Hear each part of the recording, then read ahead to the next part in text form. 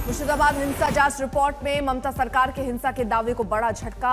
Calcutta high court द्वारा नियुक्त जांच पैनल ने पेश की रिपोर्ट। नियुक्त जांच पैनल का कहना है स्थानीय पार्षद के साथ आए थे उपद्रवी, पहचान छिपाने के लिए हमलावरों ने ढक रखा था अपना चेहरा।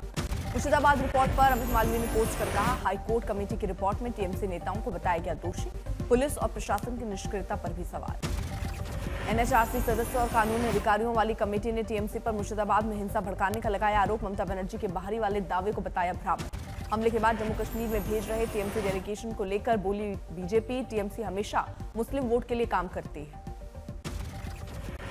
दिलीप घोष ने कहा, देश की जनता के दबाव में पाकिस्तान के खिलाफ अब बोल रही है टीएमसी। पहले तो मना कर रहे थे, लेकिन अब जा रहे हैं लोग। लॉकेट चैटर्जी ने ऑल पार्टी डेलीगेशन को लेकर ममता पर लगाया परिवार को प्राथमिकता देने का आरोप।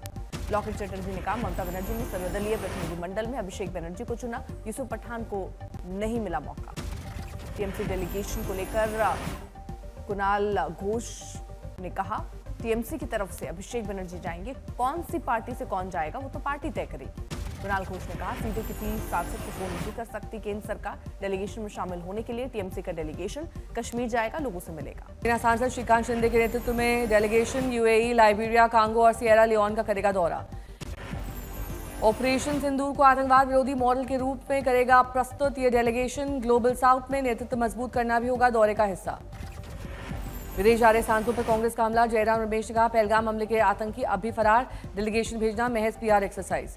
जयराम रमेश बोले, सुरक्षा चूक और इंटेलिजेंस फेलियर पर नहीं हो रही है चर्चा, बीजेपी कर रही है ध्यान भटकाने की राजनीति।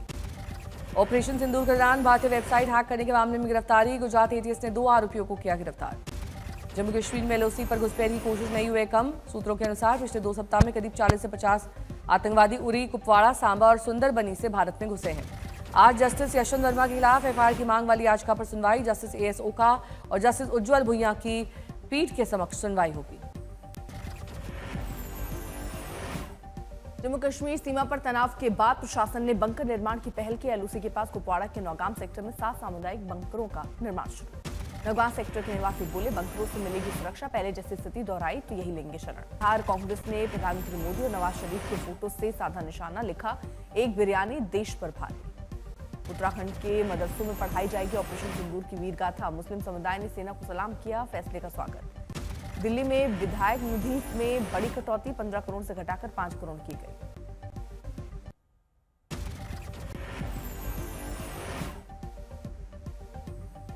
ऑपरेशन सिंदूर की सफलता पर रक्षा मंत्री के पैतृक गांव भबौरा में लोगों ने निकाली तिरंगा यात्रा। सांसद, विधायक समेत बड़ी संख्या में लोग शामिल। पटना पहुंचे पंडित धीरेन्द्र शास्त्री, कहा, हमारी सेना ने मां बहनों के सिंदूर का बदला लिया है। देश भर में बीजेपी ने ऑपरेशन सिंदूर की सफलता पर निकाली तिरंगा यात्रा। पाकिस्तान के खिलाफ नारेबाजी। धौलपुर में भारतीय सेना के सम्मान में बीजेपी ने निकाली तिरंगा यात्रा। बड़ी संख्या में शामिल हुए लोग। जम्मू कश्मीर बीजेपी अल्पसंख्यक मोर्चा ने तिरंगा यात्रा का आयोजन किया। ऑपरेशन सिंदूर की सफलता के लिए सेना का जताया आभार। केंद्रीय मंत्री चिराग पासवान और बिहार के नेता प्रतिपक्ष तेजस्वी यादव का आमना सामना, हाथ मिलाया और गले लगे।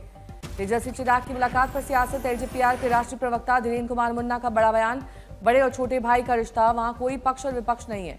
आरजेडी नेता मृत्युंजय तिवारी ने कहा, चिराग पासवान को बिहार का दर्द सता रहा है, इसीलिए कह रहे हैं कि बिहार आना चाहते हैं।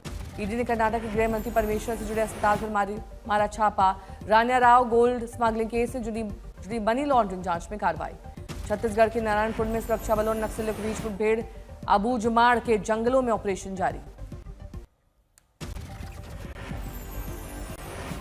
मल्लिकार्जुन खड़गे का ऑपरेशन सिंदूर को छिटपुट जंग कहे जाने पर बोले मंत्री कैलाश विजयवर्गीय, नेशन फर्स्ट, देश हित से ऊपर नहीं होनी चाहिए राजनीति।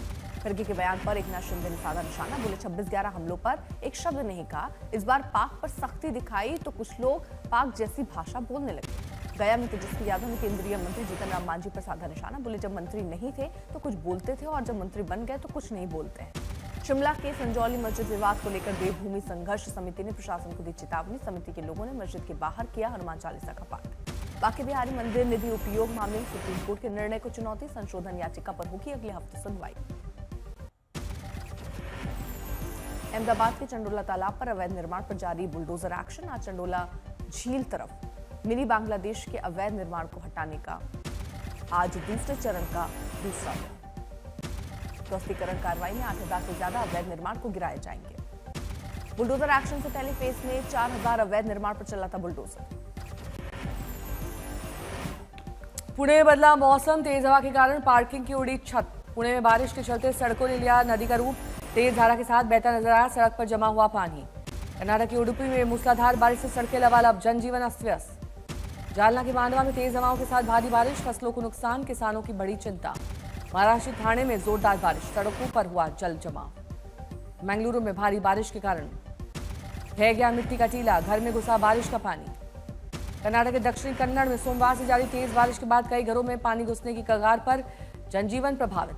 गुवाहाटी में भारी बारिश, सड़क पर भरा पानी, थमी वाहनों की रफ्तार। गोवा में भारी बारिश का कहर, अगले 2 दिन बारिश का ऑरेंज अलर्ट, लोगों के घरों में घुसा बारिश का पानी। दार्जिलिंग में बारिश के बाद पर्यटक ले रहे मौसम का मजा, रिमझिम बारिश में कर रहे सैर सपाटा। दिल्ली एनसीआर में बदलेगा मौसम का मिजाज, अगले 3 दिनों तक हो सकती है बारिश। मौसम विभाग के मुताबिक दिल्ली एनसीआर में 25 मई बारिश के आसार, लोगों को लू से मिलेगी राहत। यूपी में भी लोगों को गर्मी से मिलेगी राहत, 25 मई तक राज्य के कई इलाकों में होगी बारिश। बिहार में लोगों को लू और उमस भरी गर्मी से मिलेगी राहत, 1-2 दिनों में कई इलाकों में हो सकती है बारिश। बिहार के सुपौल, अररिया, किशनगंज और पूर्वी चंपारण में भारी बारिश की चेतावनी, प्रशासन ने की लोगों से सतर्क रहने की अपील। इंदौर में लालबाग परिसर के नवीनीकरण कार्य के लिए किया गया भूमि पूजन, सीएम मोहन यादव हुए शामिल। जालना में छगन भुजबल के मंत्री बनने पर लोगों ने जमकर मनाया जश्न, आतिशबाजी। सहारनपुर में ट्रैफिक पुलिस को गर्मी से बचाने की शानदार पहल, जवानों को बांटे गए एसी हेलमेट। रामगढ़ में रेलवे पटरी पर लाश के साथ लोग कर रहे हैं प्रदर्शन, तस्वीरें आई सामने। मोतिहारी में एक बार फिर दिखा रफ्तार का कहर, तेज रफ्तार डंपर ने फर्नीचर दुकान में की एंट्री, लाखों का हुआ नुकसान।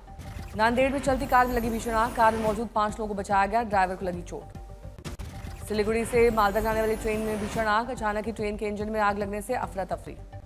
पुणे के बाढ़ इलाके में 36 बंगलों को किया गया ध्वस्त, बंगलों के ध्वस्त किए जाने से कई लोगों की आंखें दिखी नम।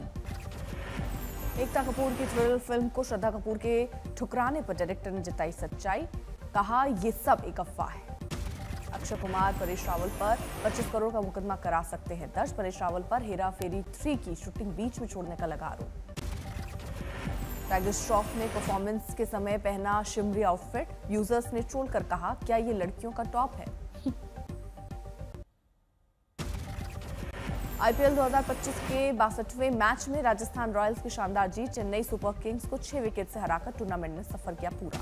वैभव सूर्यवंशी ने बनाया सर्वाधिक 57 रन, संजू सैमसन 41 और यशस्वी जायसवाल ने खेली 36 रन की पारी। चेन्नई ने जीत के लिए 188 रन का दिया था लक्ष्य, राजस्थान ने 17.1 ओवर में ही लक्ष्य हासिल किया।